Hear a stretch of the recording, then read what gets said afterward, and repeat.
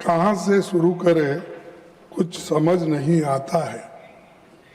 आपकी विदाई के जिक्र से दिल भर आता है। रिटायर भी नहीं होते और टायर्ड भी नहीं होते जो पब्लिक लाइफ में है। लेकिन क्या हुआ मुझे मालूम नहीं। वो तो प्रेम हमारे साथ किए, मोहब्बत हमारे साथ, शादी मोदी साहब के साथ की। ये रिसेंटली हुआ, तो आप ऐसा माने मुझे मालूम नहीं है। रामदास अथौले साहब जिनका जिक्र हमारे प्रधानमंत्री जी ने किया, वो अपने कविता के रूप में ही हमेशा मोदी जी का गुणगान गाते हैं। हमेशा आपको छोड़ के दूसरा कविता ही उनको नहीं आती।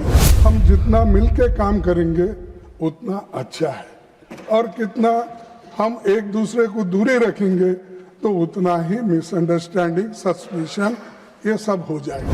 एक पार्लियामेंट्री डेमोक्रेसी में तो क्रिटिसिज्म होता है।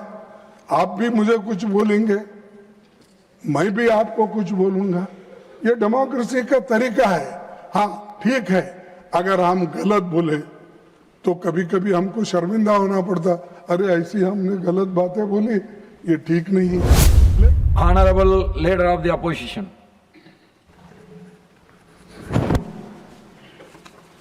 धन्यवाद सर, आपने मुझे यहाँ इस अवसर पर बोलने का मौका दिया। अभी हमारे सामने प्रधानमंत्री जी भी अपने विचार रखे। मैं थोड़े से शब्दों में बहुत कुछ कहना है, लेकिन बहुत से हमारे सांसद भी बोलना है, इसीलिए मैं यहाँ से शुरू करूँगा। कहाँ से शुरू करें, कहाँ से शुरू करें कुछ समझ नहीं आता है। आपकी विदाई के जिक्र से दिल भर आता है। यानी ये जो हम विदाई कर रहे हैं उसमें से बहुत से लोग फिर आएंगे, लेकिन बहुत से हमारे मेंबर्स फिर यहाँ पर नहीं आ सकते किसी वजह से। सभापति जी, मैं आज राज्यसभा में कार्यकाल पूरा करे साथियों की विदाई के अवसर पर चंद बातें रखना चाहता हूँ। रिटायर होने वाले कोई साथी दोबारा इस सदन में आएंगे, कुछ ऐसे भी हैं जिनको शायद अवसर न मिले। सभी जानते हैं कि राज्यसभा एक परमानेंट और कंटिन्यूअस हाउस है, जिसका जिक्र प्राइम मिनिस्टर ने भी किया और आपने भी अपने स्पीच में किया। सांसद यहाँ 6 साल से लिए चुनकर आते हैं और हर 2 साल पर 1/3 सदस्य रिटायर होते हैं। आज वही क्रम दोहराया जा रहा है और राजनीति में रहने वाले लोग यानी पब्लिक लाइफ में कभी रिटायर नहीं होते और देश की सेवा के जज्बे में टायर्ड भी नहीं होते। रिटायर भी नहीं होते और टायर्ड भी नहीं होते जो पब्लिक लाइफ में है। मैं स्वयं अपने लंबे संसदीय जीवन में पहली बार इस सदन का सदस्य बना हूँ। पहली बार मैंने 16 फरवरी 2022 से राज्यसभा में नेता प्रतिपक्ष की जिम्मेदारी संभाली।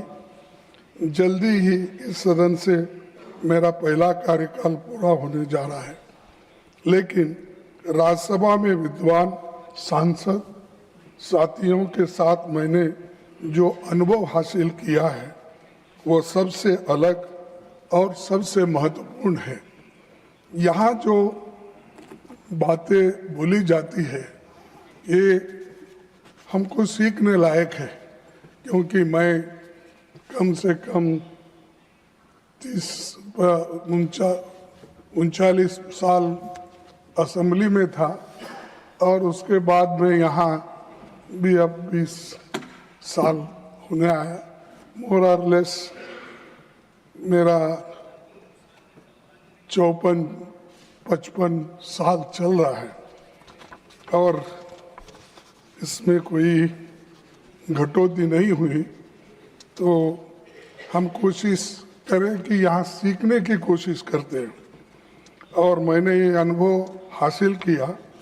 सभापति जी, अपने पूरे संसदीय जीवन में मैंने सदन में नियमित रूप से उसे उपस्थित रहने और चर्चाओं में भाग लेने की पूरी कोशिश करता हूँ और यहाँ अटेंड करने का मैं हमेशा कोशिश करता हूँ, इसलिए कि हमको कुछ अनुभव मिलता है अलग अलग राज्यों से आए हुए नेताओं से, अलग अलग विचारधारा के लोगों से, अलग अलग अपने जो कुछ भी अनुभव है वो अनुभव भी यहाँ पर वो बताते हैं, तो वो सीखने लायक रहता है।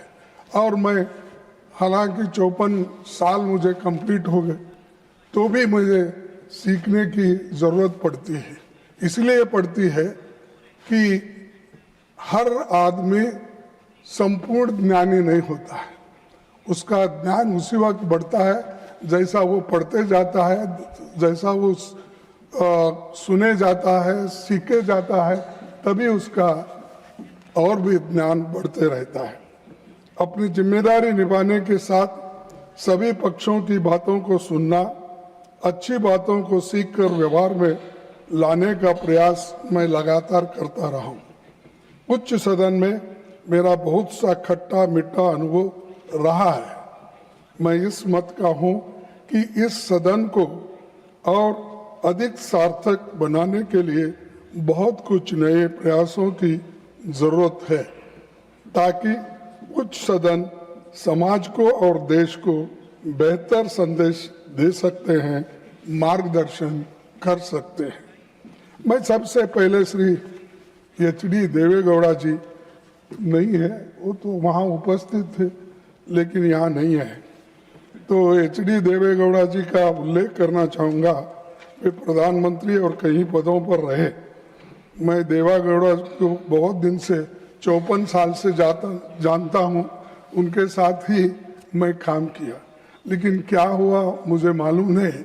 वो तो प्रेम हमारे साथ किए, मोहब्बत हमारे साथ, शादी मोदी साहब के साथ की। ये रिसेंटली हुआ, तो आप ऐसा माने मुझे मालूम नहीं है। सर शरद पवार जी एक राष्ट्रीय नेता है, उनके साथ भी हमारा दशकों का जुड़ाव रहा है। मुझे खुशी है कि वे दोबारा इस सदन का मार्गदर्शन करेंगे। संसदीय मामलों के गहन जानकार हमारे डीएमके के साथी तिरुचि शिवा जी अगले 6 साल सदन की कार्रवाई में फिर भाग लेंगे और उन्होंने बहुत कुछ अपनी बातों को रखा।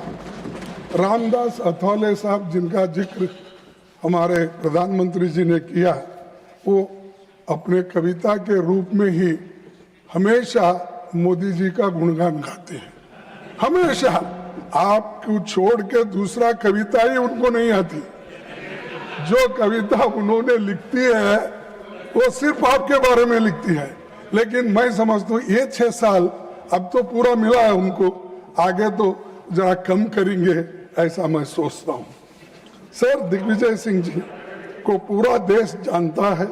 एक दशक तक मध्य प्रदेश में मुख्यमंत्री के रूप में उनका बहुत अच्छा योगदान रहा। राज्यसभा सांसद और शिक्षा संबंधी संसदीय स्थायी समिति के अध्यक्ष के रूप में उन्होंने उल्लेखनीय काम किया और वो रिपोर्ट भी आज उन्होंने आपके सामने पेश किया। सर केटीएस तुलसी और अभिषेक मनु सिंघवी ने संसदीय वाद विवाद को गरिमा दी। नागरिक स्वतंत्रता, न्यायिक स्वतंत्रता और विभिन्न मुद्दों पर उनके भाषणों ने सदन पर गहरी छाप छोड़ी है। हमारे मुखर साथी शक्ति सिंह गोयल और नीरज डांगी की बातें करते हुए मैं भावुक होता हूँ, इसीलिए कि अपनी योग्यता और क्षमता के साथ इन्होंने सराहनीय योगदान दिया है। सदन के साथ साथ संसदीय समितियों में भी अच्छा काम किया है। विभिन्न विधेयकों पर चर्चा और ज्वलंत विषयों पर पूरी तैयारी के साथ अपनी बातें रखी और लोगों को सोचने पर मजबूर किया। श्रीमती रजनी पाटिल समाज कल्याण, महिलाओं और बच्चों से संबंधित मुद्दों पर लगातार मुखर होते रही। मुझे भरोसा है कि श्रीमती फूलो देवी नेतम कमजोर तबकों की बातों को सदन में आगे भी मजबूती के साथ रखेगी और उनको 6 साल का मौका और मिला है। श्रीमती फौजिया खान और श्रीमती प्रियंका चतुर्वेदी के योगदान को ये सदन याद रखेगा, क्योंकि वो हमेशा हर सब्जेक्ट पे खुद इन्वॉल्व होकर वो अटेंड करके अपनी विचार को आपके सामने, सदन के सामने रखते थे। उसी ढंग से साकेत गोखले, वो भी एक विद्वान है, युवा है, उसने भी बहुत कुछ अपना कंट्रीब्यूशन किया है। राज्यसभा के उपसभापति जी हरिवंश जी शालीन और शिष्ट व्यवहार वाले नेता है। मैं उन्हें शुभकामनाएं देता हूं और जिनकी तारीफ आज मोदी साहब ने पहली बार किए होंगे, मुझे मालूम है, तो उनका भी पीरियड खत्म हुआ, लेकिन वो हमेशा जो काम देते हैं वो काम इस सदन में करते रहते थे और आगे भी जिनको वो काम मिलेगा वो करते रहेंगे। बहुत सभ्य व्यवहार और सभ्यता से काम करने वाले एक हमको सभापति मिले, उपसभापति मिले। सर, अच्छा कानून बनता है तो उसमें सत्ता पक्ष ही नहीं, विपक्ष के सांसदों का भी बराबर की भूमिका होती है। संसदीय समितियों में उनका महत्वपूर्ण भूमिका होती है और हमेशा कोऑपरेशन से हम एक दूसरे को मदद कर सकते हैं, ना कि हेट्रेड से। तो इसलिए मैं इस वक्त इसलिए कहना चाहता हूं, हम जितना मिलके काम करेंगे उतना अच्छा है और कितना हम एक दूसरे को दूरी रखेंगे तो उतना ही मिसअंडरस्टैंडिंग, सस्पिशन, ये सब हो जाएगा। तो इसीलिए मैं आने वाले दिनों में इस पर सभी लोग गंभीरता से सोचकर एक होकर काम करेंगे। मुझे लगता है कि इन भूमिकाओं में किसी तरह का अवरोध संसदीय संस्था को कमजोर करेगा। इस नाते मैं आपसे अनुरोध करूंगा कि इन सवालों पर आप गौर करें। इसीलिए मैं कहना चाहूंगा कि हाउस की सिटिंग्स और बढ़े और जनता के मुद्दों पर गंभीर चर्चा हो। प्राइम मिनिस्टर भी यहाँ है, मैं उनसे निवेदन करूंगा कि बहुत दिन लंबा सेशन चलने से डिस्कशंस अच्छे होते, कहीं इम्पोर्टेंट बिल को हम कम समय देते हैं और कहीं और भी अब चंद बिल को या चंद कार्यक्रम को हम 4 घंटे 8 घंटे और चंद बिल को हम 2 दिन 3 दिन देते हैं। तो ऐसा नहीं होना चाहिए। आप सबको मौका दो, 2-4 दिन ज़्यादा एक्सटेंड करें तो परवाह नहीं, लेकिन लोगों को उसके बारे में मालूमात होनी ये है और ये काम हमारे प्रधानमंत्री जी करेंगे। ऐसा तो आप कम बैठते हैं, लेकिन फिर भी अगर ज़्यादा दिन हमको मौका मिला, हम लोग सभी मिलके आपको अच्छा बिल देंगे, स्टैंडिंग कमेटी का अच्छा रिपोर्ट देंगे, सारी चीज़ें भी हम करेंगे। तो ये मैं आपसे चाहता हूँ कि पार्लियामेंट को ज़्यादा दिन देने का मौका प्राइम मिनिस्टर हमको देंगे। गरीबों, कमज़ोर तबकों को, किसानों और मजदूरों के हित के मुद्दों पर ज़्यादा बात हो सके। अक्सर जब हम ये मुद्दे उठाते हैं तो सत्ता दल इसे आलोचना मान लेता है और बिना सुने खंडन करने लगता है, जबकि सरकार को जनता की चिंताओं पर गंभीरता से गौर करना चाहिए। सभापति जी, सीमित अवसरों में भी जब सांसद अपनी महत्वपूर्ण बातें रखते हैं तो कई बार उन्हें कार्रवाई से हटा दिया जाता है। अब जबकि मेरा खुद का अनुभव है, मैंने आपको 2 लेटर लिखा, मेरी अनपार्लियामेंट्री शब्द उसमें कोई नहीं थे, क्योंकि थोड़ा 1-2 शब्द आप अगर हटाएंगे वो पूरे सेंटेंस का मीनिंग चले जाता है। तो इसीलिए आप इसको गंभीरता से लो, क्योंकि सडनली इसको हटाओ, उसको हटाओ, ये शब्द को हटाओ, ये सेंटेंस हटाओ, तो इससे बहुत बड़ा नुकसान डिबेट का ही नहीं, आने वाले जो लोग हमारे प्रोसीडिंग्स पढ़ेंगे वो कहेंगे ये क्या अपोजिशन लीडर ने बात किया, जो मीनिंगलेस ये बात होती है। तो कम से कम मेरे को इस उम्र में वो सर्टिफिकेट तो मत दो जो मीनिंगलेस बात किया है। तो मैं ये चाहता हूं। और सभापति जी, सीमित अवसरों में भी जब सांसद अपनी महत्वपूर्ण बातें रखते हैं तो कई बार उन्हें कार्रवाई से हटा दिया जाता है, जबकि वे बातें असंसदीय नहीं होती। शब्द हटने से कही हुए बातों का अर्थ भी बिगड़ सकता है। मेरा मानना है कि समय समय पर राज्यसभा के रूल्स और प्रोसीजर्स की समीक्षा आवश्यक है।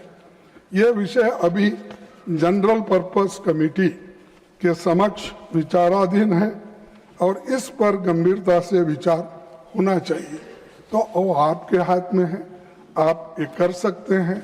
तो रूल्स ऑफ प्रोसीजर में अगर ठीक ठाक कर दिए तो यहाँ कुछ होने वाला नहीं है कि यहाँ आपको कोई, एक पार्लियामेंट्री डेमोक्रेसी में तो क्रिटिसिज्म होता है, आप भी मुझे कुछ बोलेंगे, मैं भी आपको कुछ बोलूंगा, ये डेमोक्रेसी का तरीका है।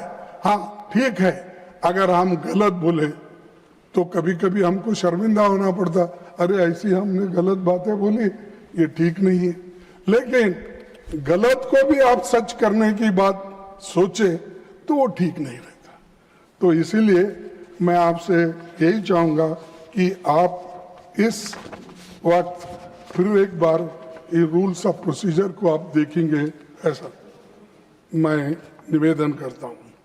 सभापति जी, समय अपनी गति से चलता रहता है, संस्थाएं कायम रहती है, लोगों के चेहरे बदलते रहते हैं। जो साथी दोबारा चुनकर आ रहे हैं उनका स्वागत है, जो यहाँ से रिटायर होकर जा रहे हैं वे सार्वजनिक जीवन में अपना योगदान जारी रखेंगे। यहाँ का अनुभव उन्हें सार्थक भूमिकाओं के लिए बेहतर सामर्थ्य देगा। एक शायर ने कहा है, मैं आपको सुनाऊंगा, क्योंकि आप पहले 1-2 शायरी बोलते थे पार्लियामेंट में, तो अब वो छोड़ दिए आप, तो मैं बोलता हूँ, विदाई तो है दस्तूर जमाने का पुराना, विदाई तो है दस्तूर जमाने का पुराना, पर जहां भी जाना अपनी छाप कुछ ऐसे छोड़ जाना कि हर कोई गुनगुनाए तुम्हारे ही तराना। इस बातों के साथ मैं रिटायर हो रहे अपने साथियों को, उनको योगदान के लिए बधाई और भविष्य के लिए शुभकामनाएं देता हूं। और हम सभी एक होकर, भाईचारे से एक होकर देश के हित में काम करेंगे, ऐसा मेरे विचार आपके सामने रख के मेरे 4 शब्दों को समाप्त करता हूं। जय हिंद।